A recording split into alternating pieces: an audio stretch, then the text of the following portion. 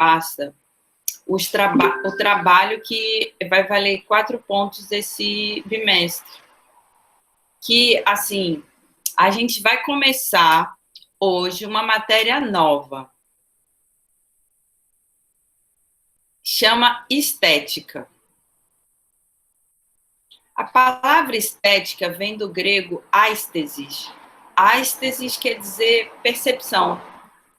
Mas a palavra estética, na época moderna, vai adquirir o sentido de crítica da obra de arte.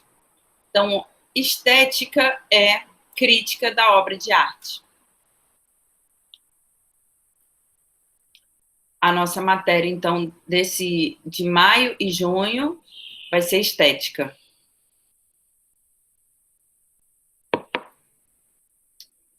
Existem muitas formas da gente pensar estética. Na tradição da filosofia, a gente começa, sobretudo, com 3 filósofos. 2 filósofos antigos e um filósofo moderno. Mesmo com o intuito da gente poder situar como que a obra de arte é lida na história da filosofia. Isso não quer dizer que apenas essas perspectivas vão existir. Muito pelo contrário, as perspectivas a partir das quais a gente pode ler a obra de arte são infinitas. E talvez a gente possa afirmar, sem dúvida, talvez a gente pode afirmar sem dúvida, é até engraçado. Quer dizer, desculpa. A gente pode afirmar que a obra de arte é muito mais antiga que a filosofia, talvez mais antiga até que a humanidade, né? Aquilo que a gente chama de humanidade, que também é uma questão da filosofia. O que é interessante é que a gente dispõe desse saber, ou melhor dizendo, dessa falta de saber, né? Porque a filosofia, com Sócrates, ela começa acentuando não saber, mas a falta de saber. Lembra daquela frase? Só sei que nada sei? Sim, sim. Então, talvez a filosofia comece assim. Então, quando a gente tem a obra de arte, a gente tem a obra de arte na pré-história, não é aquela situação dos desenhos rupestres. Então, a gente considera, né, os desenhos rupestres que estão dentro da caverna também como obras de arte. Talvez seja a primeira forma de obra de arte seja os desenhos rupestres, que começaram em 50 mil, pelo menos 50 mil antes de Cristo. 50 mil anos.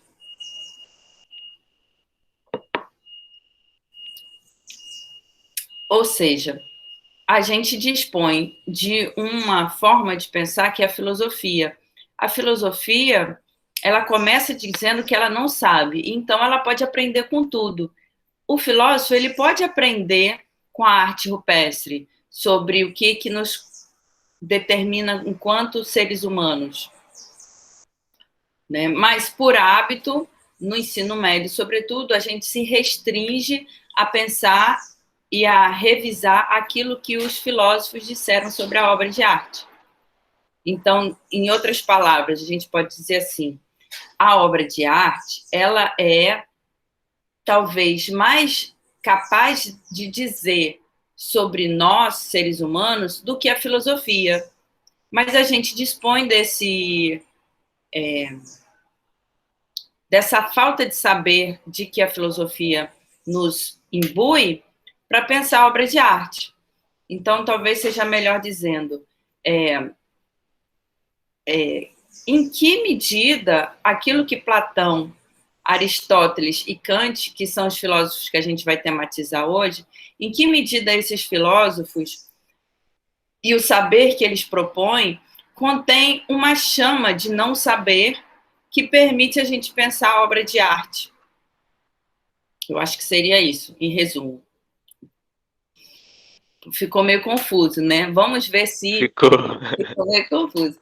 Mas vamos ver se na exposição da forma como esses autores tratam da obra de arte vai ficar um pouquinho mais claro.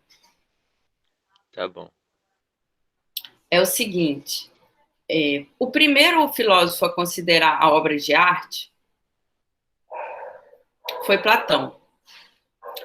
E Platão, numa obra chamada República, considera que a obra de arte é muito perigosa. Por quê? Porque pode ser que a gente acredite que apenas a obra de arte seja de fato verdade. Então, a gente pode falar, assim como a sua imagem, né, Renan Felipe da Silva, você está com uma imagem na sua câmera, né, você está usando a sua imagem. Essa imagem que você está usando, ela se confunde com a sua pessoa?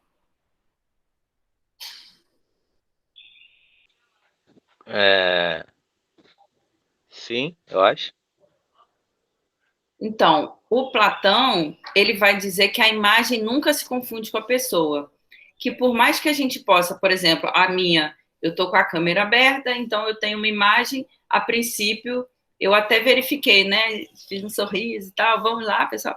Eu tenho essa imagem como própria idêntica à minha forma, à minha pessoa, né? Eu falo que quando eu olho no espelho, por mais sonolenta que eu esteja, por mais diferente, né? Eu falo, não, essa aí sou eu mesma.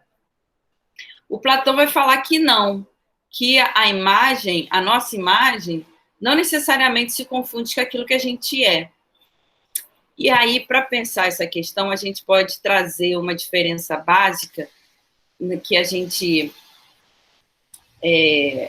dispõe no vocabulário, no português, que é a diferença entre ter e ser. Né? A gente tem dois verbos, né, aí, ter e o verbo ser. O verbo ter diz respeito a essa imagem, né? Você tem a imagem que você colocou aí, muito bem, tá lindo. Eu tenho essa imagem que coloquei ali, não tá muito linda não, mas estamos na quarentena, então acho que faz parte. Tá sim, professor. Obrigada. Suas palavras fazem toda a diferença para mim. E aí, enfim, a gente tem esse ter. E aí a questão é, o ter, a imagem, se confunde com o ser da pessoa? Hoje em dia, a gente dispõe de uma infinidade de aplicativos que permitem a gente brincar com a nossa própria imagem. A gente pode puxar a imagem, ficar diferente, e a gente olha, a gente fica se perguntando, isso aqui é mesmo a imagem? A imagem que eu tenho é correspondente ao ser que eu tenho? Né?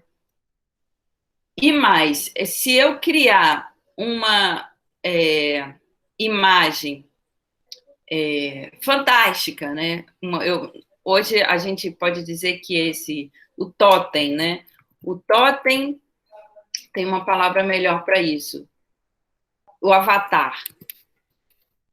É que a gente, na internet, nas redes sociais, não necessariamente a nossa imagem precisa corresponder àquilo que nós somos.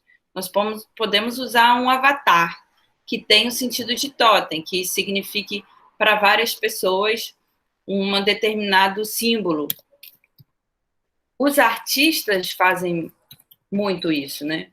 Ainda mais com essa, de certa forma, revolução dos costumes que as redes sociais permitem, cada vez mais a gente é convidado a investigar se o símbolo que nos representa, enquanto imagem, corresponde ao nosso ser. E se não pode haver aí como é que se fala? Um rompimento, né? Entre ser e ser, ter e ser. Você tem uma imagem, você tem um avatar, e você considera que aquele avatar não necessariamente é você, né?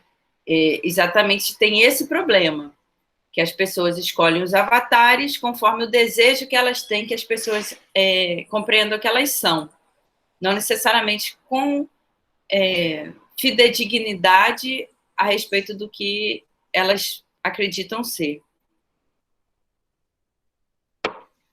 Esses três exemplos, né, o totem, o avatar e o símbolo, com base na imagem, eles trazem para a gente exatamente o problema que Platão está vendo com relação à obra de arte.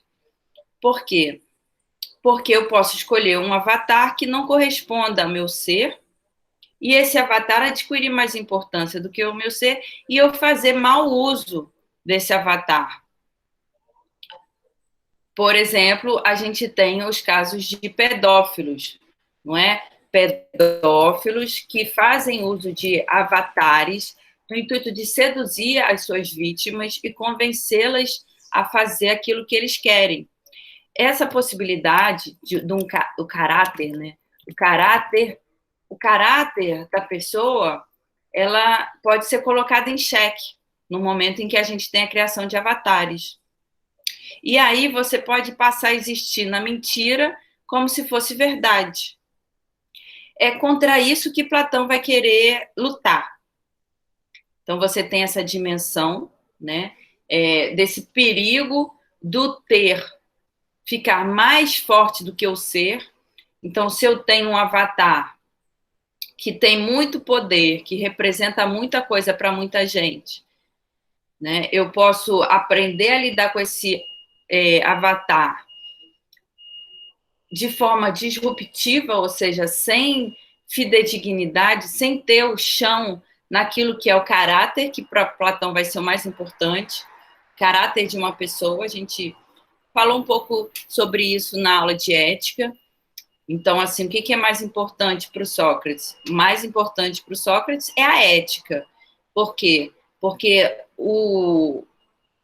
a possibilidade da gente praticar virtude nos liberta.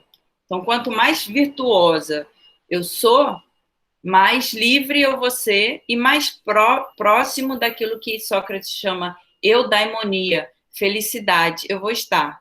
Então, ele estabelece essa relação entre ética, e aí a ética das virtudes, e isso como capaz de me libertar de todo vício e trazer felicidade. O problema é como fazer com que todas as pessoas de uma cidade, toda a polis, né? Como fazer com que toda a polis, toda a cidade, haja de forma ética. Esse é o problema com o qual Platão vai estar lidando na personagem de Sócrates. É uma dificuldade enorme. Por quê? Porque, a princípio, se a pessoa ela é mau caráter, não vai adiantar, né, os meios e os instrumentos que a gente dispõe para conseguir fazê-la se tornar uma pessoa de bom caráter. A pessoa que é mau caráter, ela não vai se convencer a partir da filosofia, ela não vai se convencer a partir da conversa, como a gente está tendo aqui agora. Justamente em função de uma forma de pensar que traz Sócrates, que é o seguinte: a pessoa, o ser humano, ele já vem de outras vidas, né, com o karma, que a gente pode dizer, com o karma amarrado naquilo que em outras vidas a gente fez. Professora, Oi, Renan, pode falar. desculpa te interromper. Assim, no momento que uma pessoa mau caráter, ela começa a ter um bom caráter, ela também vai estar criando um avatar, né? Ótima questão, ótima questão. É um problema filosófico que você está me colocando, parabéns. Então, assim, o problema é o seguinte que você está me colocando. A imagem, em que medida a imagem pode corresponder ao ser de uma pessoa ou não? Não é isso? A imagem que eu tenho na sociedade, eu posso usar essa imagem de uma forma ética ou de uma forma antiética. Normalmente, a pessoa sem ética, ela faz uso de uma imagem de uma forma inescrupulosa, ou seja, sem bondade. Ela faz uso daquela imagem com o objetivo de atingir o objetivo que ela tem. Por exemplo, o principal problema que tinha Sócrates lá na Grécia Antiga os jovens, eles queriam enriquecer, então eles queriam ficar ricos, a riqueza financeira era o poder, queriam ser poderosos, eles queriam ter poder, e eles acreditavam que o dinheiro, as riquezas, o ouro, né, as terras, você ter muitas terras, iam te conferir poder. Então, o poder estava atrelado ao dinheiro. Talvez hoje ainda esteja, né? Então, hoje talvez ainda esteja valendo aquilo que Sócrates propõe. O que acontece? Sócrates vai discordar disso, ele vai discordar dessa premissa de que o poder seja capaz de trazer dinheiro. Ou melhor dizendo, é o contrário, que o dinheiro seja capaz de trazer poder. Então, o jovem, ele vem acreditando que fama, né, uma fama de que você é rico, fama, dinheiro, você ter fama e dinheiro é capaz de te dar poder. E aí, o Sócrates vai trazer uma personagem célebre da mitologia grega, que é o Giges, e vai falar sobre o anel de Giges. O anel de Giges é o seguinte, havia um gigante que parece que habitava no Hades. Esse gigante, ele protegia o Hades e tinha um jovem andando. Um jovem, ele vê o chão e dentro do buraco está o Giges. O Giges, o gigante. Esse jovem vê que o gigante está com um anel e pega o anel do gigante e coloca o anel e sai. Um belo dia, o jovem vira o anel e percebe que ele fica invisível. Ele fica invisível quando ele gira o anel. E aí, o que ele vai fazer? Ele vai utilizar-se desse poder de se tornar invisível para conquistar um reino, ou seja, ficar rico e com fama.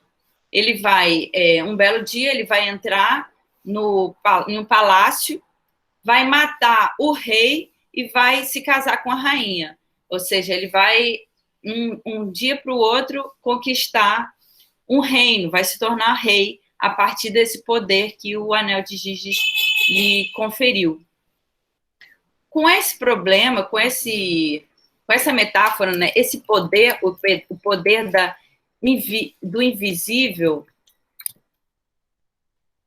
o poder de se tornar invisível, Sócrates nos coloca nesse dilema ético, que é o seguinte: se você pudesse se tornar invisível, ou seja, se você pudesse abolir a sua imagem, ainda que temporariamente, se você pudesse, digamos, escolher não ter avatar, escolher o avatar que você pode ter, você ia se tornar um rei rico, você ia ter fama, dinheiro e tudo que o dinheiro pode comprar? Então, é esse dilema, aquilo que você me perguntou. Poxa, a pessoa, na verdade, é o oposto, né? O rapaz era, a princípio, não necessariamente mal, mas ele acha o anel de Giges e aí ele se vê imbuído da ganância. Talvez se ele não tivesse encontrado o anel, que era capaz de o tornar invisível, talvez ele não tivesse ganância. Mas por conta dele ter esse poder da invisibilidade, que ele se vê, poxa, o que eu posso fazer uma vez que eu estou invisível?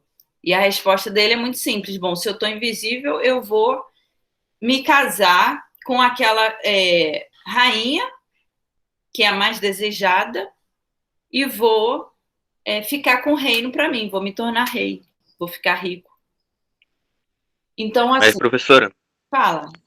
Ele poderia já ter ganância e o anel deu o poder, né, que ele precisava. Para realizar a ganância, sim, tem essa possibilidade, né? É possível que ele já fosse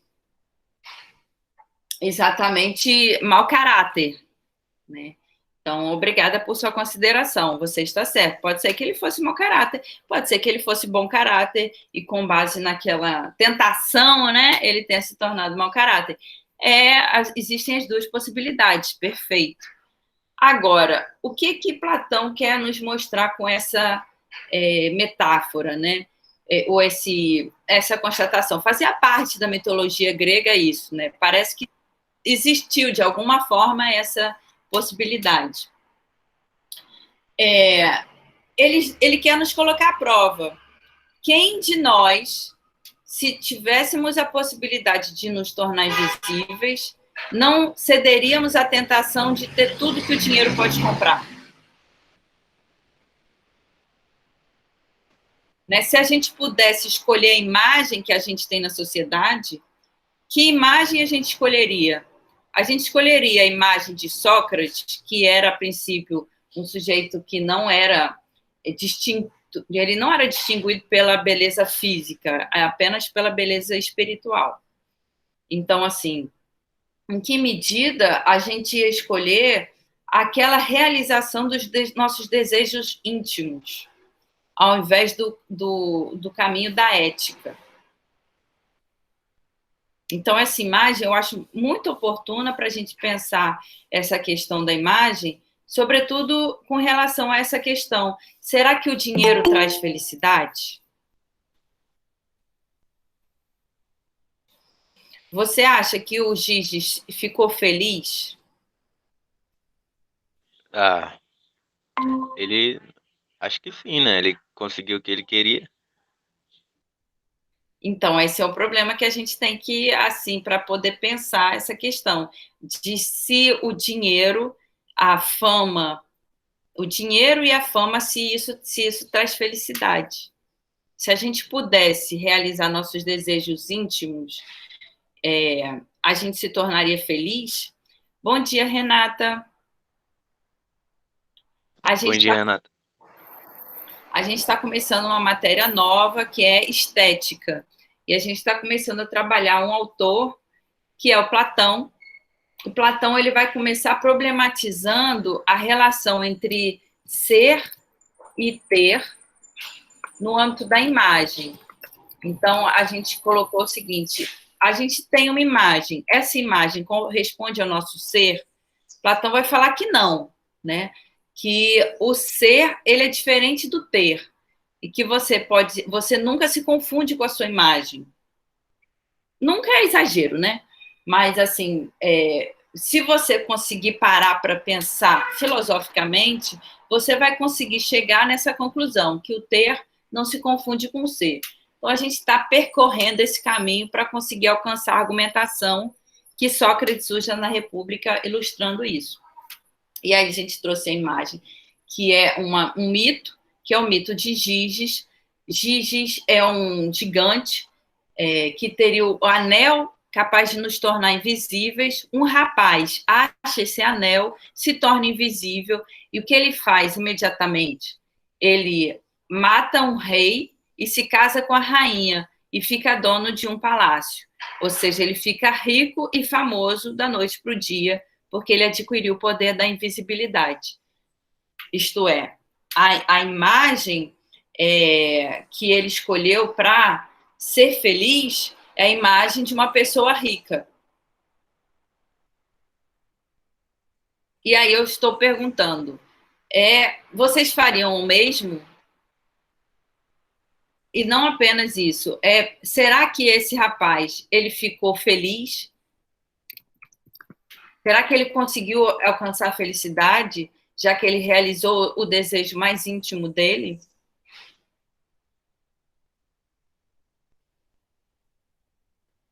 Essa imagem, essa história, ela ilustra bastante o problema que a gente tem. Por quê? Porque Sócrates ele está falando que aquilo que traz felicidade não é nem o dinheiro nem a fama. O que traz felicidade? É a ação virtuosa. E o que é uma ação virtuosa? A ação virtuosa é, por exemplo, a generosidade.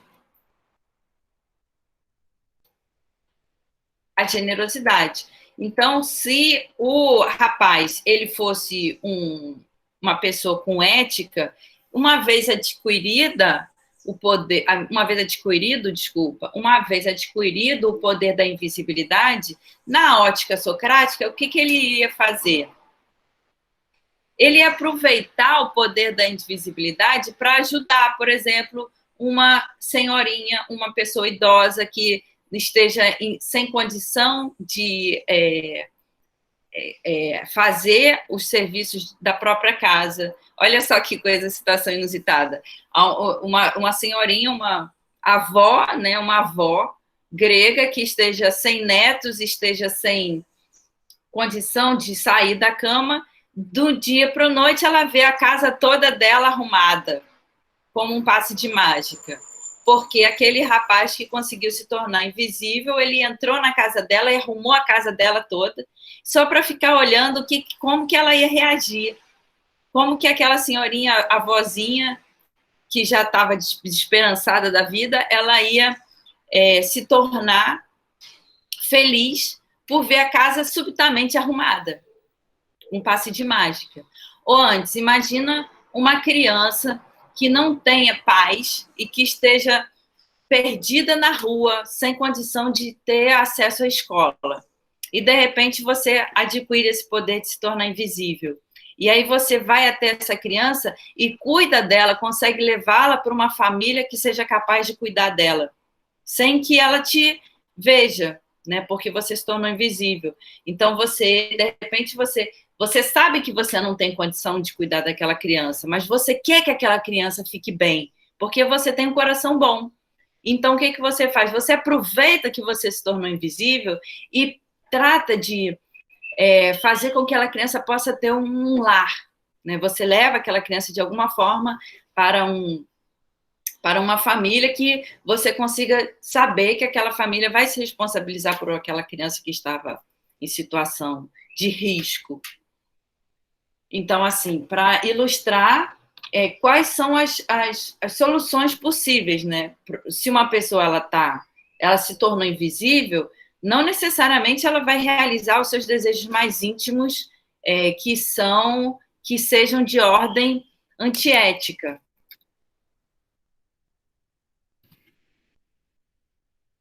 Mas é um problema ético, né? Um problema filosófico. Então, eu retorno à pergunta: se vocês adquirissem o poder da invisibilidade, vocês iam agir conforme aquilo que, no caso dos Giges, se tornou possível, ou seja, vocês iriam adquirir a possibilidade de ter um reino, ter muito dinheiro e ter um casamento com uma pessoa de status, com muito poder, ou vocês iam, ao contrário, tentar realizar aquilo que Sócrates traz como virtude, ou seja, generosidade. Ele opõe, né? Então, a pessoa que é generosa se opõe à pessoa que é egoísta. O egoísmo é um vício e a generosidade é uma virtude. E aí o Sócrates fala: quem, uma vez afastado da própria imagem, uma vez tendo adquirido o poder de se tornar invisível, quem iria optar por uma atitude ética? E quem iria optar por uma atitude sem ética? Professora? Oi, Renan. Então, o rapaz da história, depois que ele se tornou o rei, ele não pode ter sido um rei bom? Muito boa pergunta. Vamos pensar juntos. Pensem comigo. Uma vez que a pessoa ela já vem no caminho da ganância, né? Então, a gente percebe pela história que ele era um ser ganancioso. Então, Renata, é isso que a gente está pensando. É exatamente isso. Olha só para vocês verem. O sujeito, ele cometeu um assassinato, né? Ele matou o rei. Então, não é qualquer situação. Ele cometeu um crime que, segundo todas as religiões, pelo que eu sei, né? Claro que deve ter alguma religião aí, satanismo, né? O satanismo deve achar que pode matar. As religiões que eu admiro, todas condenam o assassinato. E o próprio Sócrates, ele vai condenar o assassinato no seguinte sentido.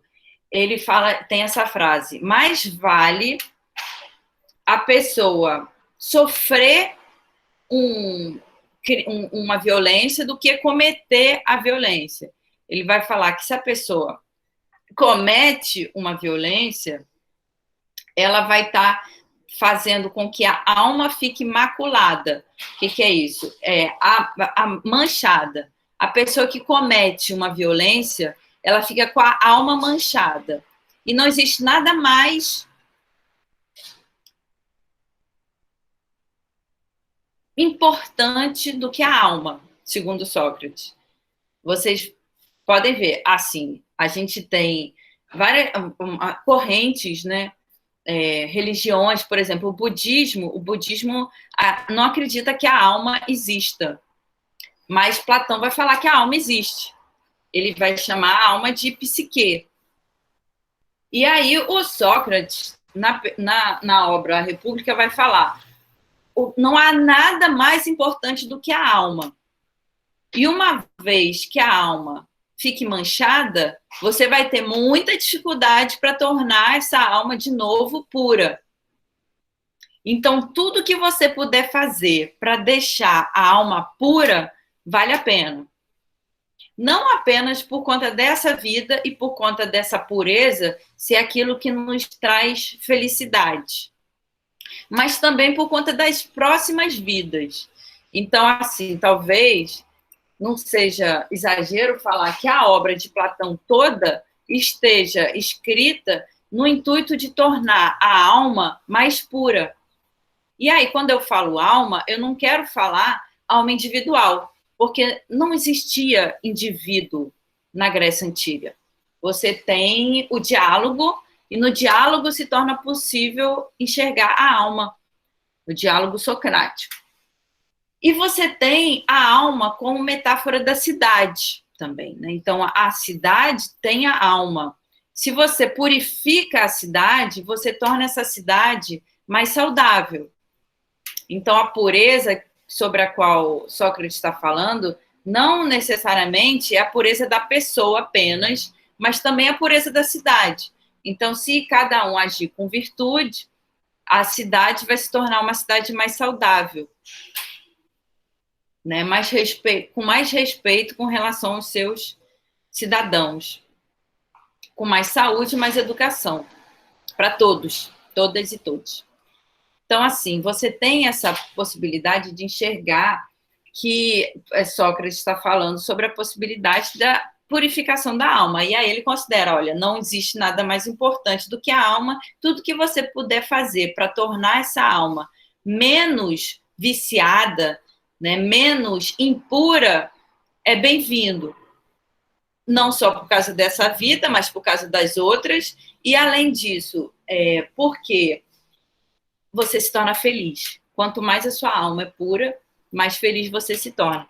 Talvez a gente possa falar que existe uma relação entre inocência e felicidade. Né? O sujeito lá que matou o rei para ficar com a rainha, ele foi um assassino. E, portanto, ele maculou, ele tornou a alma dele impura de uma forma definitiva. Então, a princípio, Renan, eu posso te responder que não, ele não pode se tornar bom depois que ele matou o rei e se casou com a rainha. O que ele pode, segundo a mitologia grega, ele pode procurar uma sacerdotisa que seria como um padre, ou um pai de santo, ou ainda um rabino, que é da religião judaica, ou ainda a gente está hoje, né? O Buda, ele mesmo, falar de todas as religiões, procurar o Buda, né? Procurar, assim, acho que tá bom já. O espírita, né? A outra alma, uma alma desencarnada já para pedir conselho. Ele pode procurar esses seres. Primeira coisa, arrependido. Porque se ele não tiver arrependido do crime que ele cometeu, ele não vai ser nem recebido por essas sacerdotisas. Então, a gente tem alguns exemplos na história grega de personagens que cometeram crimes e que procuraram a sacerdotisa de Delfos, que era aquela que representava o deus Apolo, para pedir conselhos, e eles foram esculachados, né? A gente diz assim, no português adolescente, na gíria, eles foram vilipendiados. Eles falaram, olha, você que cometeu esse crime, você não pode nem entrar no templo. Você vai estar manchando o templo se você pisar no templo. Então, você não pode ficar aqui. Né? Você tem que ser expulso do templo. Isso aconteceu diversas vezes na mitologia grega. A gente tem exemplos, sobretudo na tragédia. Né? Laios, o pai de Édipo. Outro dia eu conto essa história para vocês. Hoje a gente está falando mais sobre essa questão, né, de como que a pessoa poderia expiar o crime, né? Como que ela poderia, de certa forma, tornar a alma dela de novo pura. Então, assim, se esse rapaz que cometeu o assassinato se casou com a rainha, se ele procurasse uma sacerdotisa ou um sacerdote mais generoso, mais capaz de perdoar, e pedisse perdão. Bom, talvez esse sacerdote, essa sacerdote, iria fazer uma lista de coisas que ele tem que fazer para conseguir se ver livre do crime cometido.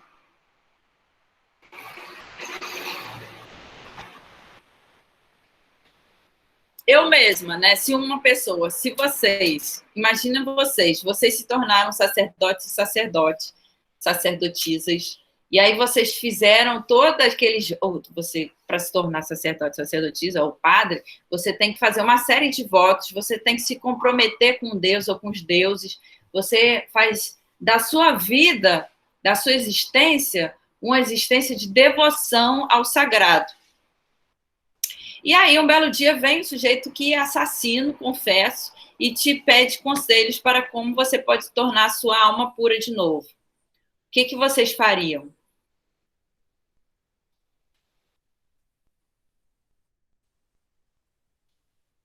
Eu posso dizer que eu faria assim. Eu faria assim. Ah, então, exatamente, Renata. Como que a gente vai saber se a pessoa está arrependida mesmo, né?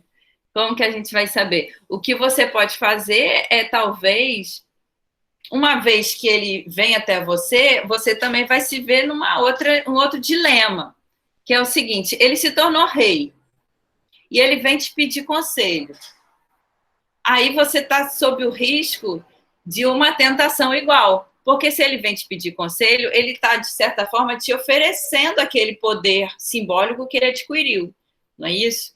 Então, você vai estar sendo convidado a enxergar a sua própria ética, o seu caráter ético, enquanto sacerdote. Se hoje em dia a gente tem na política brasileira um perigo constante, que é o seguinte, a política, ela no Brasil, ela não é laica. O que quer dizer laico? O laico é a instituição que não é religiosa. Então, a gente tem no Brasil, pela Constituição de 1988, a exigência de que as instituições escolares, né, a escola é laica no Brasil, ela não pode ser religiosa. Né? Você não tem uma escola pública religiosa, pela lei. O ideal seria que a política também não fosse laica. Aliás, que a política fosse laica, que você não tivesse uma relação entre igreja e Estado. Porque quando você tem igreja e Estado juntos, pode ser que o padre, né, ou o pastor, ele faça uso do poder religioso em função dos seus próprios interesses particulares. Então, o pastor que é mau caráter, ele vai se tornar vereador, deputado, e ele vai fazer com que a máquina do Estado funcione para a realização dos seus próprios desejos. né? Ele não vai ter escrúpulo. Vamos tentar usar a imagem que a gente trouxe hoje.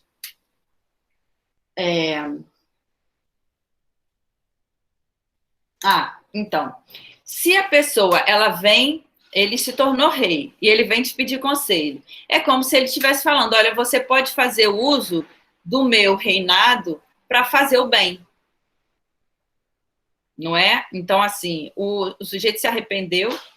Vamos supor que ele se arrependeu de fato, Renata. Ele se arrependeu de fato, ele está lá vivendo o sofrimento por ter cometido o assassinato. Ele não consegue nem amar aquela rainha, porque a rainha também não o ama. Isso, pelo perdão. Vocês estão me ajudando muito na aula, eu agradeço. Que a gente pensando essa questão é uma questão difícil, né? A gente abordar. Então, assim, obrigada. A gente pode até pensar a questão do amor, né? O que causa o amor? A causa do amor. Para Sócrates, o que causa o amor é a alma. Então, você se encanta, você ama a alma de uma pessoa. E aí você vai amar a alma que seja a alma de uma pessoa com virtude. Você ama a virtude. Os jovens, na Grécia Antiga, eles se apaixonavam por Sócrates. Então, tinha aquele montão de jovem apaixonado por Sócrates. Por quê? Porque Sócrates, ele era um ser erótico. A palavra grega erótico quer dizer que ele é capaz de realizar-se em função do Deus, ou do semideus, ou do daimon, que chama Eros. Ele é capaz de amar. E aí ele é capaz de levar aquele jovem, aquela jovem, para a filosofia em função do amor que ele emana. Né? Tem um amor que emana dele e ele se torna uma pessoa encantada ou encantável. E aí, esse sujeito que matou o rei, né? Ele não precisava matar o rei, vamos combinar, ele se tornou invisível, ele podia, não sei, prender o rei em algum lugar, mas não, ele matou, ele realizou um desejo bárbaro, a gente pode dizer que a palavra grega para dizer o que não é grego, né? O que não é grego é bárbaro. Ele realizou um desejo bárbaro que é o do assassinato. E aí, será que aquela rainha vai amar um sujeito que é bárbaro, que é capaz de assassinar? Então, assim, esse é um problema, é um dilema que a gente pode se colocar, ou seja, o que ele queria quando ele matou, ele queria o reinado. Ele queria realizar um desejo, que é o desejo de fama e riqueza financeira. Ele queria dinheiro e ele queria o reinado.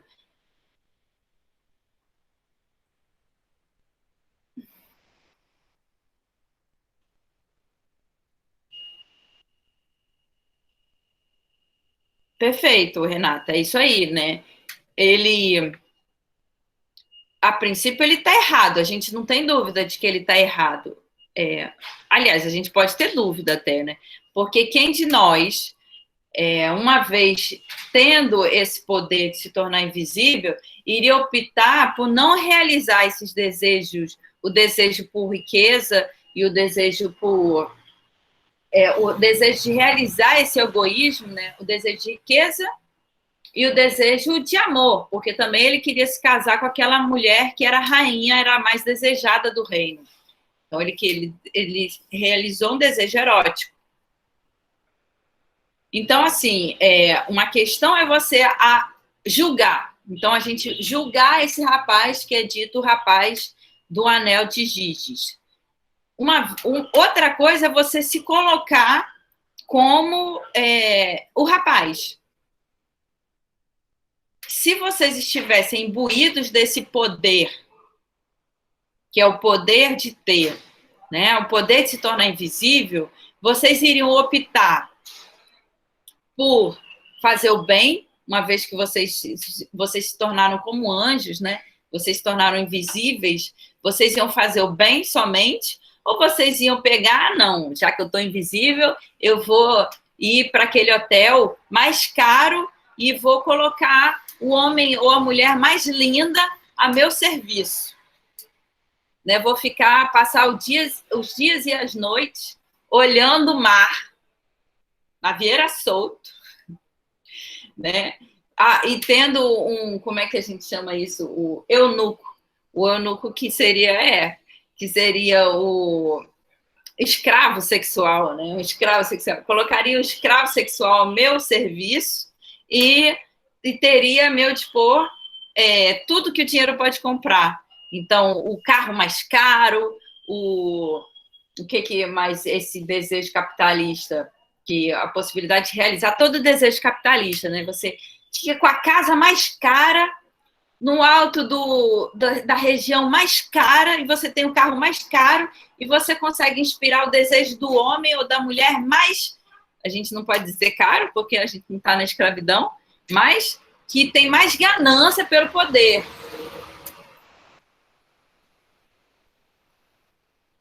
E aí você tem isso de um lado, você tem tudo que o dinheiro pode comprar, tudo que o status pode comprar de um lado. E você já se vê naquela casa com como é que se fala isso? Parece uma miragem, né? Com vista para o mar e o ventinho e o ventinho. E você já se vê. Aí de um lado você tem isso, de outro você tem uma vida de sacrifícios, a princípio, né? Que você vai ajudar a velhinha a atravessar a rua.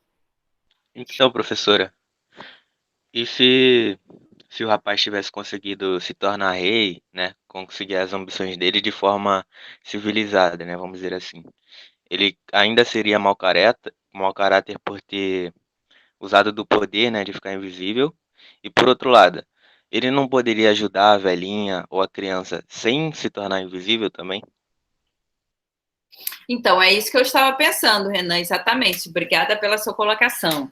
É o seguinte, se você está assim nesse âmbito de pensamento, que talvez uma vez se tornado rei, ele consiga esconder de todos os mortais, porque dos imortais, ou seja, dos deuses, ele nunca vai conseguir esconder o assassinato, mas ele pode esconder dos demais do reino, dos cidadãos. Ele consegue esconder o corpo do rei e, de repente, ele fala que o rei morreu de doença.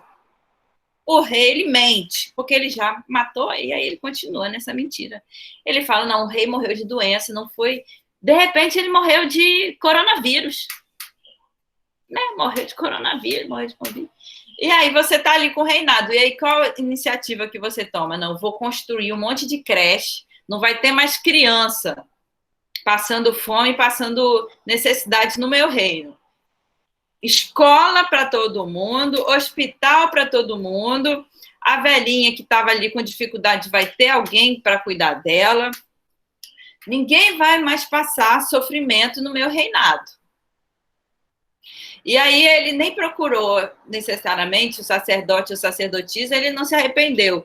Antes do sacerdote falar para ele o que ele tem que fazer, ele teve um instante de iluminação e ele falou, não, eu sei o que eu vou fazer. Eu vou ter escola de qualidade para todo mundo e eu vou ter hospital de qualidade para todo mundo, né? E vai ser tudo maravilhoso. Todo mundo vai ter o que comer, o que beber e todo mundo vai ter condição de fazer esporte.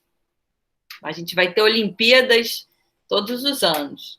Aí a situação fica mais difícil, né? E vamos piorar um pouquinho a situação. O rei era ruim.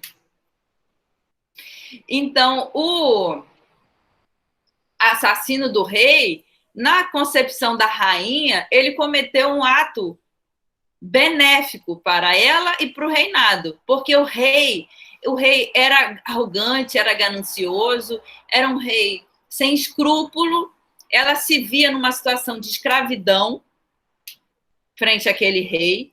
O reino era miséria para todo lado. O reino é mais ou menos como está o Brasil atualmente, né? Então, assim, imagina como o Brasil está atualmente. A gente está passando uma situação bem difícil.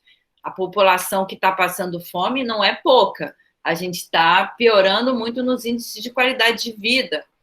né? Então, a gente está numa situação limite no Brasil. Agora, imagina, vocês comigo, uma pessoa consegue se tornar invisível, e aí ela mata o presidente e se casa com a esposa do presidente. Quem de vocês seria capaz de julgar essa pessoa como uma pessoa de mau caráter? E imediatamente ela institui no país inteiro escola de qualidade, hospital de qualidade, ela consegue resolver o problema da epidemia de coronavírus, e a população toda se vê numa situação totalmente diferente daquela que estava antes.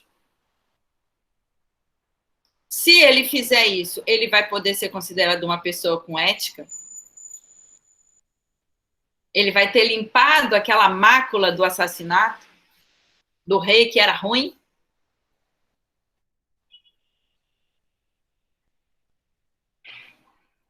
Difícil, né? A gente tá numa situação limite aqui, complicado. Talvez a gente nem possa responder de pronto, talvez seja uma questão que mereça aí a gente trabalhar para a próxima aula. Uma coisa é certa, cada filósofo, ou pelo menos um, eu sei que trabalhou essa questão, que foi o Kant, Immanuel Kant. Immanuel Kant, que foi um filósofo alemão moderno, ele trabalhou essa questão. E aí, a resposta que ele deu foi uma resposta exagerada. A gente pode dizer que ele trouxe o conceito de imperativo categórico. Talvez por ser alemão, por não ser brasileiro, talvez nós brasileiros, talvez nós consigamos pensar a questão de outra forma, mas para o Kant, a resposta é que não. O ser humano que cometeu um crime, ele vai estar maculado para sempre. E não adianta ele fazer o que ele for fazer, que ele vai ter que pagar pelo crime que ele cometeu, né? O Kant, ele vai lidar com essa questão da seguinte forma, o que vai ser o imperativo categórico. Ele vai falar assim, olha, é preciso a gente agir conforme o dever ser. O que é o dever ser? Você tem que fazer o que você deve fazer, independente de qualquer circunstância. Então, ele vai falar assim, olha, todos nós temos que nos perguntar se as nossas ações podem ser realizadas por todos os outros seres humanos. E se a resposta for não, então a gente não pode fazer. Então, ele pergunta o seguinte, o rapaz, antes de matar o rei, ele deveria se perguntar o seguinte, se todos os rapazes do mundo, uma vez tendo o poder se tornado invisíveis, eles matassem um rei e tomassem o lugar do rei, isso poderia acontecer se todos os rapazes do mundo matassem os reis respectivos dos próprios reinados e ficassem com a rainha e com o reinado, o mundo ia continuar possível? Se a resposta for sim, então é uma ação ética. Se a resposta for não, é uma ação antiética. Então, assim, a gente está tratando de um caso limite, eu fico me perguntando até assim, eu sei a resposta porque eu já estudei Kant, e aí o Kant, ele é muito rigoroso, ele não vai aceitar, sob nenhuma hipótese, sob nenhum argumento, né, a justificativa do assassinato. Não pode acontecer o assassinato sob nenhuma hipótese, mas eu sei a resposta. Se eu fico me perguntando, não Kant, mas alguém que seja devoto da obra de Kant, a gente pode dizer. Professora. Oi. Mas nem se for para se defender? Nem se for para se defender. O Kant, ele é muito... Mas assim, ele é muito rigoroso, mas não tanto quanto Sócrates. Eu acho que o Sócrates é mais rigoroso do que Kant, pelo seguinte, A gente não falou que o Sócrates ele tem esse argumento que é mais vale a pessoa sofrer a violência do que cometer a violência. Porque se a pessoa comete uma violência contra o outro, aquele ato de violência vai manchar a alma da pessoa. E aquela mancha, ela vai tornar a pessoa infeliz e vai se estender para outras vidas e também para a própria família. Então, a pessoa que comete um ato injusto,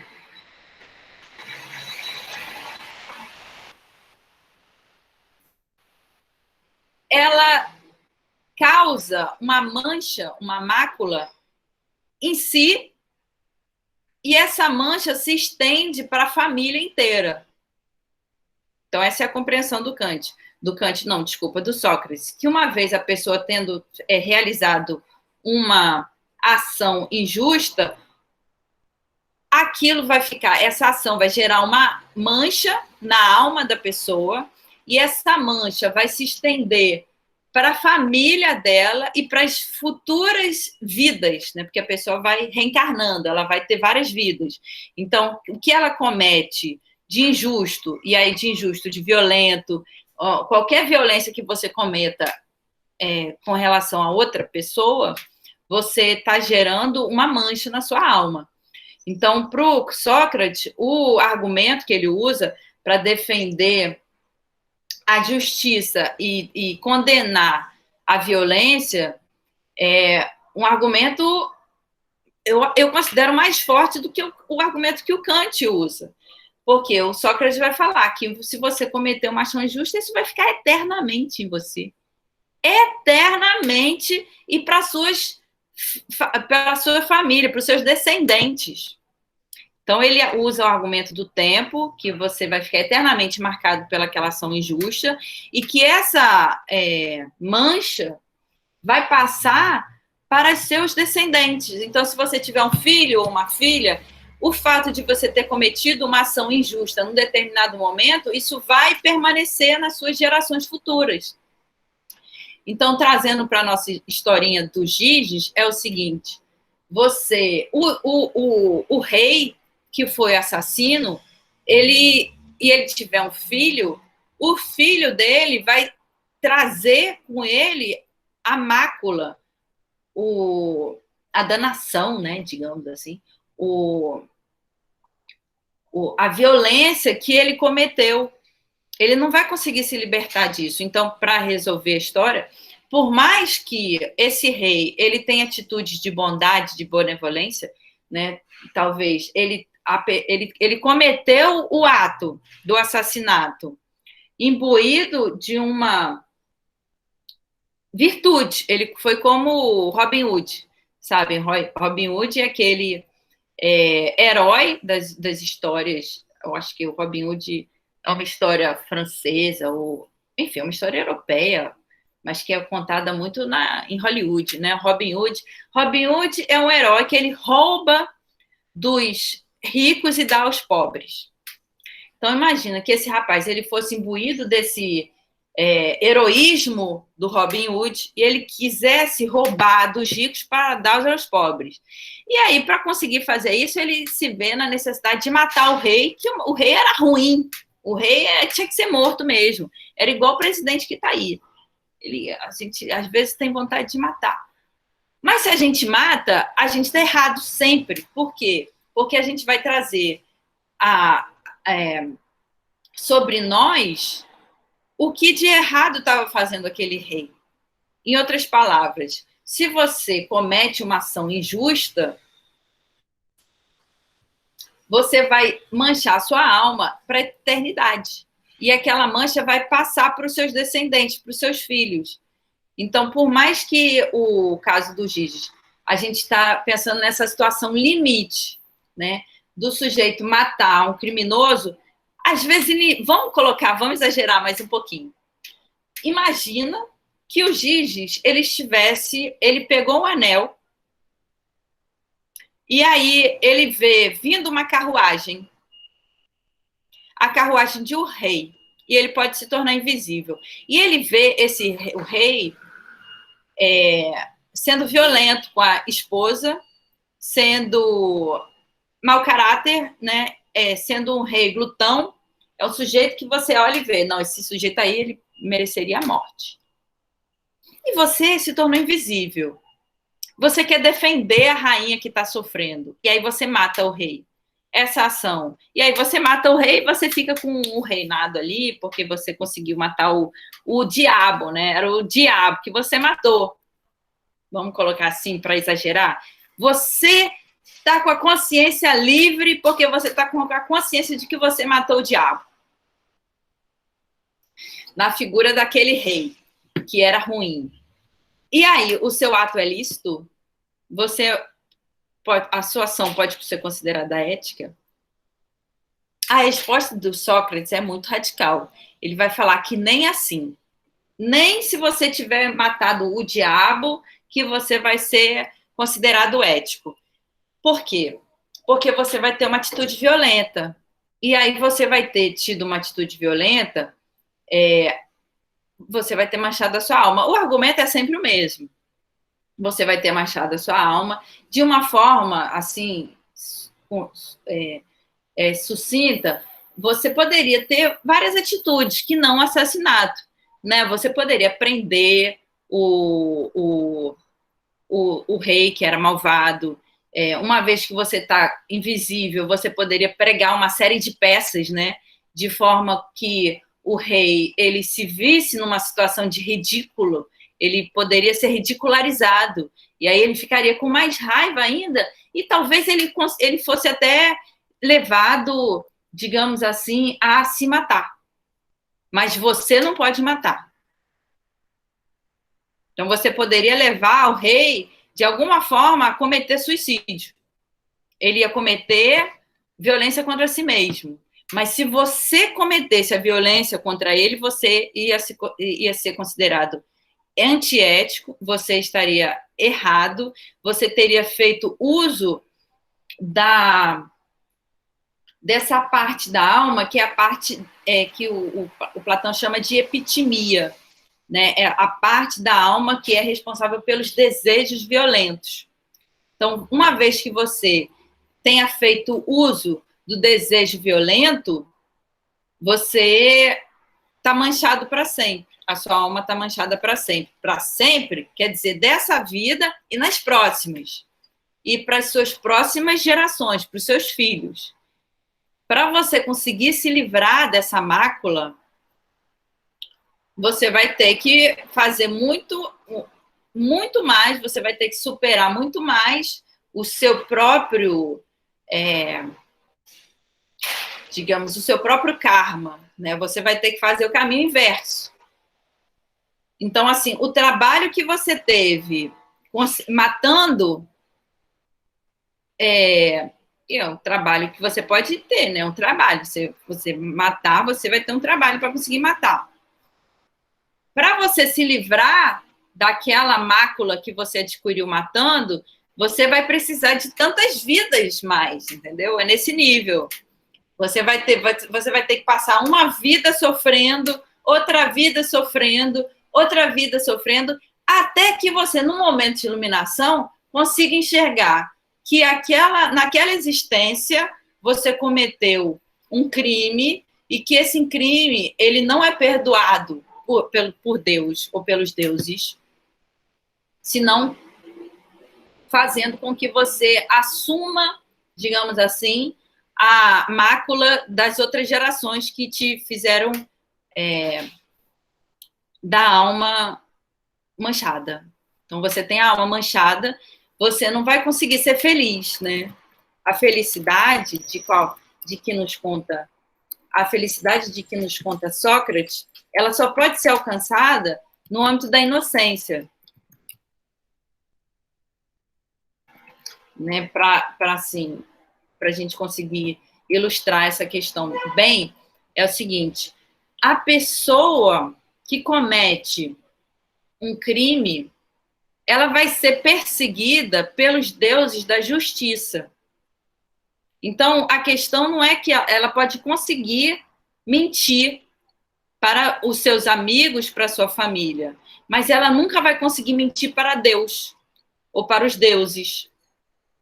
E aí, ela vai ter essa consciência pesada, né? A gente pode dizer, a consciência de ter cometido o crime, de ter assassinado, ela nunca vai conseguir se livrar dessa consciência, a não ser que ela vá e ela confesse. Aí, digamos, ela matou o rei que era ruim. Aí ela se vê presa naquela consciência de ter cometido algo ruim. E aí ela confessa. Aí ela confessa e ela se redime. Ela consegue se redimir. A redenção. A redenção. Então, a redenção é um problema ético que é tratado por muitos autores, mas eu prefiro tratar desse assunto na literatura.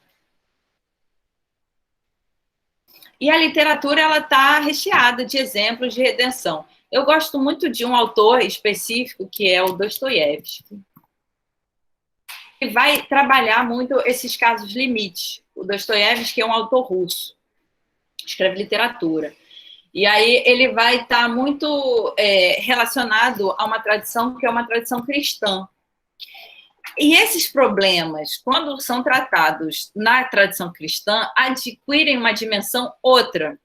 Porque é o seguinte, ao mesmo tempo que a pessoa que comete um crime, ela está condenada para sempre, né, nesse nível, tem uma frase de um filósofo chamado Nietzsche, Friedrich Nietzsche, que ele vai falar o seguinte, que Platão, o cristianismo, ele vai falar, o cristianismo é o platonismo para pobres. Por que ele fala isso? Porque essa lição sobre a mácula da alma permanece nos ensinos cristãos. Então, para Cristo, vocês vão se recordar dessa frase, né? Se te derem um tapa, deem a outra face.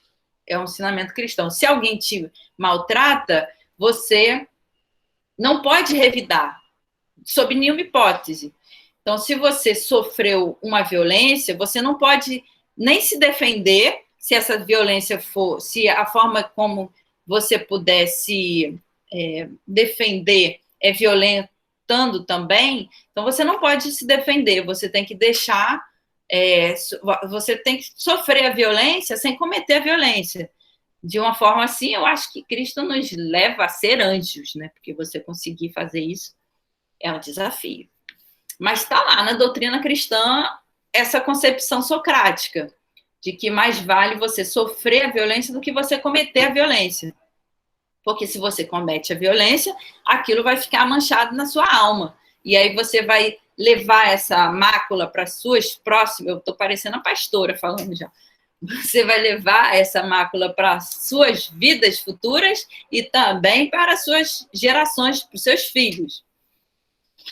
Enfim, o Dostoiévski, ele coloca isso numa situação, é o seguinte, uma vez que todos nós somos mortais, todos nós somos falíveis, se, por um lado, a pessoa que comete um crime, ela está errada, e aí o rapaz lá que matou, assassinou o rei, que era ruim, digamos, ele assassinou um sujeito que já era criminoso, ele, uma vez que ele maculou a própria alma, ele está errado, e ele adquire a consciência do erro, vai ser difícil dele conseguir se redimir. Vai ser difícil. Ao mesmo tempo que é difícil, que ele vai ter que fazer penitência, ele vai, na doutrina cristã, se a gente for seguir a doutrina cristã, ele vai ter que fazer penitência, vai ter que rezar no milho, não é isso que a gente tem na doutrina cristã? Acho que vocês não têm mais esse registro, que faz parte do registro, né, de imagem, talvez das avós, dos avós, dos avós de vocês, né? Mas vocês sabem essa imagem, né? Rezar no milho, que é para doer mesmo, né?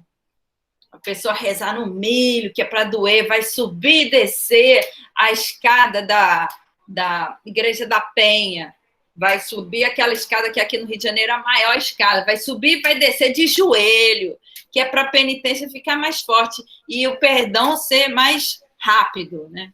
O mais possível. Às vezes nem é possível, mas... Então, o sujeito vai fazer penitência, vai rezar, vai dormir, vai pegar aquele, como é que chama isso? O rosário. Vai pegar o rosário e vai rezar ali o dia inteiro. Então, ele vai se ver nesse compromisso com Deus para se livrar do crime que ele cometeu. Né? O crime que ele cometeu no instante, então, assim, ele estava ali passando, ele conseguiu o anel de invisibilidade e ele viu o rei sendo mal, ele pegou e matou o rei porque não tinha ninguém olhando. Ele podia livrar a terra daquela chaga que era o rei malvado. O problema é assim, ele não tinha o direito de tirar a vida de uma outra pessoa, por pior que fosse aquele ser humano. Então, só quem tem, na doutrina cristã isso, tá, pessoal? Só quem tem o direito de tirar a vida de uma pessoa é Deus. Ponto final. Um mortal, um ser humano, não tem o direito de tirar a vida de outra pessoa. Por quê? Porque a vida é sagrada. E se Deus deu a vida a um ser humano, a gente não tem o direito de tirar a vida desse ser humano. Só quem tem direito de tirar é Deus. Ponto final. Isso na doutrina cristã. Agora a gente está trabalhando essa possibilidade do sujeito que cometeu um crime sinistro desse, né, um assassinato, podia nem ser um crime tão pesado, podia ser só o roubo, um crime mais leve. Como é que funciona isso nas doutrinas religiosas? No caso, a gente está pensando na doutrina cristã em função da frase do Nietzsche, que considera que o cristianismo é o platonismo para os pobres. Então, a gente está querendo pensar a concepção filosófica de Platão a partir do cristianismo, para ver se a gente alcança aí o que está em jogo nesse problema. Dostoiévski, ele faz assim, ele mostra, olha, o sujeito que cometeu um crime, aí ele narra as personagens, né? Ele vai desenhar a forma, a personalidade do sujeito que é assassino. E aí o assassino, ele tem um aspecto de psicopata. Então, assim, lá no Dostoiévski, a gente consegue identificar a pessoa que tem a alma imbuída de maldade. Né? A alma imbuída de maldade, ela é fácil de identificar. Então, tem até uma frase do Guimarães Rosa, que é um autor brasileiro, ele vai falar o seguinte, olha, você consegue identificar a pessoa que é má quilômetros de distância. E ele fala isso numas cartas, ele vai falar para os filhos dele, o que eu falo para vocês, né? Se você consegue identificar a maldade distante, você consegue sentir, é preciso que você se afaste. Então, se você sentir um sentimento ruim, da presença de algo ruim, sai dali. Simples assim, sai dali. Isso é a dica lá do Guimarães Rosa para a gente levar para a existência toda da gente.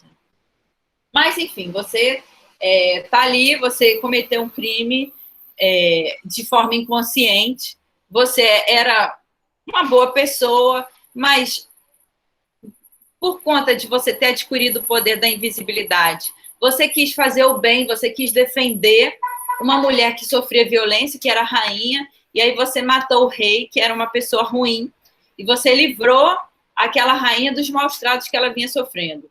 Isso pode ser considerado uma ação ética? Não. Pelo seguinte, e o problema que eu queria mostrar é o seguinte, não vai poder ser considerado uma ação ética de nenhuma forma, o assassinato, sob nenhuma hipótese. Ao mesmo tempo, nós, mortais, enquanto mortais, a gente não pode julgar o assassino. E aí você tem um problema outro, que é o Cristo, ele vai mostrar isso na performance dele, que é o seguinte, atirai a primeira pedra. Talvez você já tenha ouvido essa fala. Né? Atirai a primeira pedra quem nunca pecou. Então, isso aí também é uma sabedoria aí forte, né? Uma sabedoria riquíssima. Pelo seguinte, ao mesmo tempo que você pode ter cometido um crime, e aí você tem que se haver com esse crime. As outras pessoas não vão poder te julgar pelo crime que você cometeu. E aí complica, é um fator complicador da nossa geometria, né, da nossa álgebra da ética, pelo seguinte. Segundo a doutrina cristã, aquele que cometeu um crime, ele vai ter todas as condições humanas para continuar agindo sem reconhecer o crime que ele cometeu. Por quê? Porque as outras pessoas que também seguem a doutrina cristã, elas não podem acusá-lo. Então, ele tem tudo para fazer com que ele continue vivendo, digamos, que na doutrina cristã, uma vida de pecado. Porque ninguém vai poder julgá-lo. Somente ele pode reconhecer o mal que ele cometeu. As outras pessoas, se por acaso condenarem ele, elas vão estar em pecado também. Então, aí você tem o limite máximo da situação. Porque se a gente for tomar como parâmetro a história grega, que não tem só o Nietzsche mesmo para falar que o cristianismo e o platonismo são idênticos. Porque lá no horizonte grego de pensamento, você não vai ter isso, né? Você não tem essa constatação de que as pessoas possam te julgar pelo crime que você cometeu. Então, se você matou o rei, que era mau, para ficar com um reinado, sendo uma pessoa super generosa, ética, como que você vai conseguir contestar essa hipótese no âmbito da obra de Platão? Eu considero, assim, que Platão, ele não dá uma resposta, tá? Eu acho que ele, quando ele coloca a história, essa história está, se eu não me engano, no livro 3 da República, vai ser justamente no momento em que Platão, ele vai entrar com a contestação da obra de arte. Ele vai falar, olha, a obra de arte é extremamente perigosa e deve ser expulsa da cidade. Ele vai chegar a essa conclusão no livro 10. Então, no livro 3 da República, ele começa a falar, olha, o poeta é muito perigoso. Por quê? Porque o poeta pode nos fazer acreditar que essa atitude que teve o rapaz de matar o sujeito ruim é uma atitude bacana. O poeta pode nos convencer de que se é preciso, se pode matar, né, digamos assim, no Brasil. O poeta pode nos convencer de que seja bom assassinar o presidente para livrar os povos indígenas da perseguição que os povos indígenas vêm sofrendo da política de direita. O poeta pode nos convencer disso. Então, o poeta, ele é perigoso. Ele é perigoso não porque ele seja divertido, digamos assim. Ele é divertido também. E ele pode nos fazer agir sem consciência. Isso também é perigoso. Digamos assim, é como se... Imagina quando a gente vai assistir um filme e a gente vê um filme de violência. A gente não sai do filme um pouco querendo ser violentos também? A gente vê um filme, todo mundo é assassinado. Aí você vê aquele assassinato, você sai do filme já segurando uma arma, né? Você quer também sair matando todo mundo. Tem um pouco isso, não é isso? Então, Platão está criticando essa possibilidade também da arte, a poesia nos levar a ser pessoas sem consciência, pessoas inconsequentes. Mas, assim, no âmbito da nossa problemática, o que quer dizer? O artista, o poeta, ele é perigoso porque ele pode nos levar a acreditar que, agindo violentamente, a gente está agindo de forma ética. E aí Platão, ele condena isso. Ele vai falar que, na figura de Sócrates, né? a violência, ela é sempre condenável. Então, o sujeito que matou o rei, ele é condenável por ter tido uma atitude violenta. Isso não tem justificativa, não tem desculpa.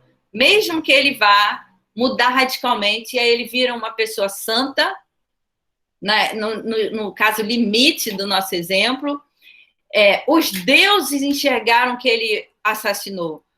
Os deuses, ou Deus, viu que ele cometeu um ato bárbaro, viu que ele assassinou um ser humano. E aí ele, na concepção ali de Platão, ele vai estar condenado a priori, antes do julgamento. Ele vai estar condenado pelos deuses. Vocês vejam bem, o Platão, ele é um autor estranho, muito estranho, porque a gente sabe que nessa época a Grécia, ela está numa situação de guerra quase que diariamente.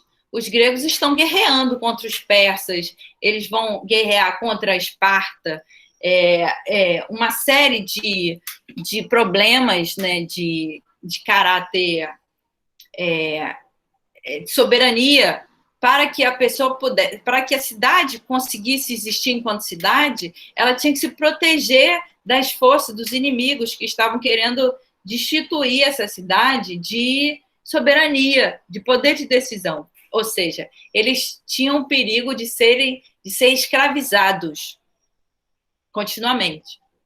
Então, assim, a questão é, se há o risco de ser escravizado, então o rapaz está lá numa situação, piorou ainda, né? Que ele está fugindo da escravidão. O rapaz está fugindo da escravidão e ele vê um rei malvado e ele mata esse rei malvado que está violentando a rainha. E depois, ele tendo assumido o reinado, ele passa a ser uma pessoa mansa e completamente devota da igreja, completamente devota da doutrina cristã, um santo. Ele pode ser perdoado por causa disso?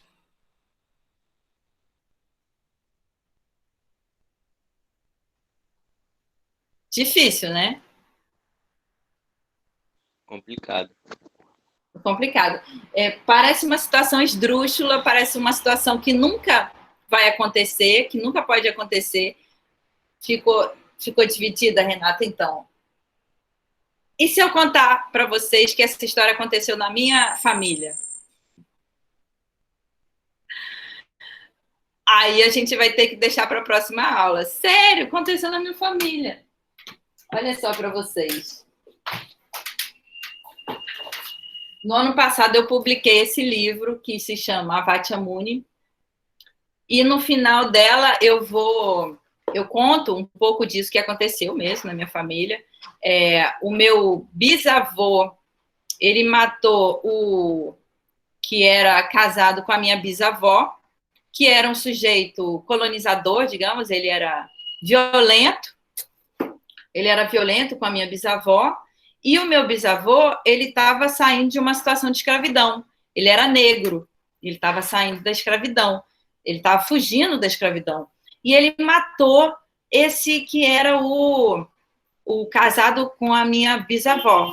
Então eu conto essa história no livro, baseado em fatos reais, faz parte da biografia da minha família, e é uma situação limite, né? Que assim, você tem uma situação no Brasil que é a situação bárbara da escravidão, com problemas que trazem problemas com os quais a gente hoje está tendo que lidar. Então a gente tem um país racista, não é isso? A gente tem que enfrentar o racismo todos os dias, combater o racismo. A gente tem um país misógino, o lugar da mulher na nossa sociedade é considerado de menos valor do que o homem. Mas é por isso mesmo que eu posso dar aula para vocês aqui, eu posso defender o matriarcado, eu posso defender o fim do racismo, e eu posso trazer essas lições todas para minha aula, e posso agradecer vocês a paciência de me ouvir, né? E de alguma forma está expiando, né? A gente tem essa palavra, expiação. A expiação de um crime que maculou a minha família. Então, assim, eu pensando, eu tive que escrever um livro para pensar, eu acho que é tão drástica, tão limite a situação, que eu tive que escrever um livro para pensar como foi possível isso. Isso exigiu de mim um trabalho de pesquisa até a quinta geração dos meus bisavós, e eu, enquanto professora de filosofia, não cometi, ao menos que eu saiba, né, enquanto eu estava lúcida, nenhum crime, não cometi nenhum crime, estudo filosofia tem 25 anos, e hoje eu posso dizer que esse meu bisavô, que cometeu um crime buscando livrar a minha bisavó da violência que ela sofria, ele estava errado. Agora, ele não tinha outra opção, a verdade é essa, que de alguma forma ele se tornou invisível, talvez ele fosse devoto do candomblé, e no candomblé a gente tem os deuses que são capazes de tornar a pessoa invisível, e no caso, ele não teve oportunidade de espiar o crime. Por quê? Porque na época, quem ficou responsável pelo crime foi a minha bisavó, a mulher não podia ir presa, aí eu conto no livro, vocês estão convidados a ler. Eu vou deixar um exemplar lá na escola. Aí, quando voltar às aulas presenciais, vocês vão poder pegar o livro na biblioteca, se quiserem. E aí você tem esse dilema, assim, aconteceu, de fato, o crime, o meu bisavô, que era negro, ele ficou sendo meu bisavô, talvez por conta do crime que ele cometeu, o assassinato, ele teve que fugir, ele ficou ali 3 meses fugindo, depois ele voltou, se casou com a minha bisavó ficou sendo responsável pelo crime do assassinato, ela não podia ser presa porque ela era mulher, foi preso o pai dela, só que todo mundo sabia que não tinha sido o senhorzinho, né, que já era idoso, que tinha cometido o assassinato. Então, no final, ele foi livre, ele se tornou livre. Ou seja, meu bisavô, em vida, pelo menos, pelo que eu sei, ele não chegou a pagar pelo crime do assassinato. E, assim, também ele se usufruiu da benesse, digamos, né, de ter conseguido libertar a minha bisavó do julgo da violência que ele sofria. O sujeito era alcoólatra, ele bebia, ele chegava violento em casa. Então, assim, essa situação sinistra. E isso sobrou, a situação ficou assim, né? O pai da minha bisavó, meu tataravô, foi preso. Imagina a situação dessa minha bisavó, que se viu livre ali dessa situação de subjugamento, com o pai sendo preso, o pai indo preso, né? Uma situação muito difícil. Ainda assim, acredito eu que ela amasse tanto o meu bisavô, que era o negro da família, que se viu tendo que fugir, porque senão ele ia ser morto, obviamente, né? Era um ex-escravo, um ex-escravizado, então, se ele fosse pego, ele ia ser morto sem sombra de dúvida, porque ele já era negro, né? Então, ele já tinha ali um problema na sociedade que tinha acabado de alcançar a alforria. Você vê, acabado de alcançar a alforria. O negro não valia nada. E ele foi e matou um sujeito branco. Então, ele estava numa situação trágica. E isso aconteceu. Então, assim, eu posso dizer, hoje, que trazendo esses problemas de ordem ética para a sala de aula, eu posso, de alguma forma, espiar o crime que meu bisavô cometeu. E quando eu me torno militante do movimento negro, eu me vejo numa situação difícil, que é a situação de ter consciência de que meu bisavô cometeu um crime. De certa forma, eu não sei se ele pagou por esse crime, mas hoje, de alguma forma, eu estou pagando, porque, enfim, eu tenho que lidar com essa questão E na medida que eu estou lidando com essa questão, eu estou pagando pelo crime que ficou na minha família. O meu objetivo atualmente é, através de muita meditação, através da escrita do livro, conseguir espiar essa mácula que ficou na minha família, para que meu filho, meus sobrinhos, as próximas gerações não carreguem esse karma com elas. E aí, se eu conseguir morrer tendo libertado a minha família desse karma, eu vou morrer feliz.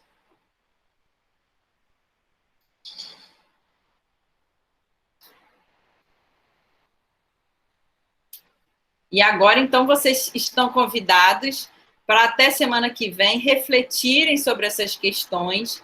Eu já coloquei lá na pasta, nossa pasta, uma tarefa. A tarefa vai ser o seguinte: vocês estão convidados a fazer como eu fiz, eu escrevi um livro.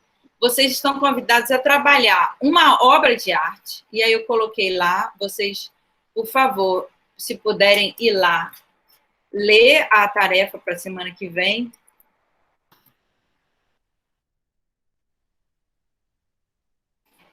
Eu coloquei lá que a gente tem, né? São oito formas de arte possíveis para vocês trabalharem. Uma delas, pode ser mais que uma, para ir trabalhando nas nossas aulas. Então, eu vou pedir para vocês escolherem escultura, desenho, fotografia, cinema, dança, poesia, teatro, música ou literatura, poesia, né?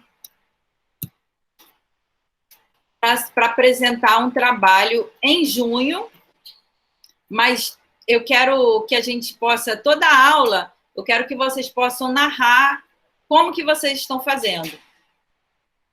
Pode ser só o pensamento, mas como que vocês estão pensando para esse trabalho para apresentar lá em junho. Aí vai valer 4 pontos.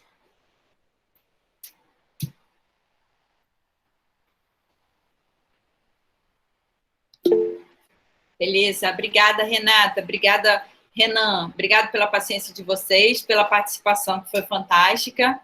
Até semana que vem, um beijo no coração. Tchau.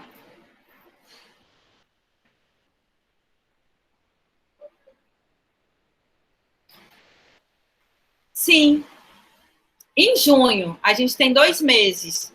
Eu quero que durante as aulas vocês possam falar. Ah, professora, eu estou com dificuldade nisso. Professora, eu consegui decidir. Se na próxima aula vocês já tiverem decidido qual o modo, qual o suporte artístico que vocês vão escolher, ou escultura, ou desenho, ou fotografia, ou cinema, dança, poesia, teatro, música, eu já vou ficar feliz.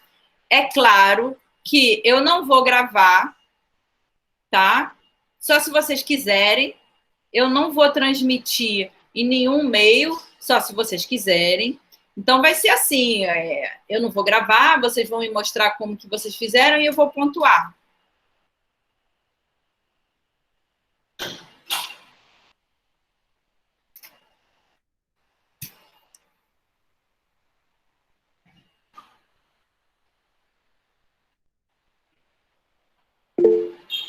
Então, até a próxima. Obrigada, Renata. Beijo no coração. Tchau, Renan. Tchau, Renata. Obrigada pela presença. Para vocês também. Bom fim de semana.